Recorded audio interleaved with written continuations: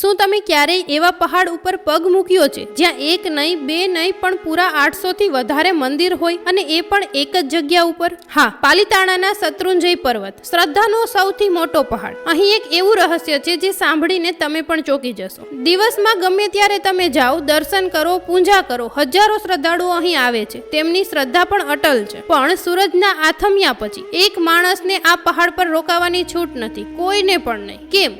કારણ કે માનવામાં આવે છે કે રાતે આ પહાડ ઉપર સ્વયં દેવો ઉતરી આવે છે. હા, દિવ્ય શક્તિઓ, તેઓ જ આ મંદિરોની પૂજા કરે છે. શું તમે ક્યારેય વિચાર્યું છે કે આટલા બધા મંદિરો કોના માટે બન્યા હશે? રાતે અહીં કોણ રોકાય છે? શું આ દિવ્ય શક્તિઓ ખરેખર દેખાય છે? અને દેવો અહીં કેમ ખેંચાઈને આવે છે? આ મંદિરો એટલે કે 800 થી વધારે મંદિરો કોના છે? જો તમને પણ આ બધું જાણવાની ઈચ્છા હોય તો કોમેન્ટમાં જરૂર જણાવજો. આના માટે આપણે ડિટેલમાં વિડીયો બનાવીશું. તમારે આ બધું જોવું હોય તો મને જણાવજો અને માહિતી ગમી હોય તો લાઈક કરી દેજો. ચાલો મળીએ એક નવા વિડીયોમાં.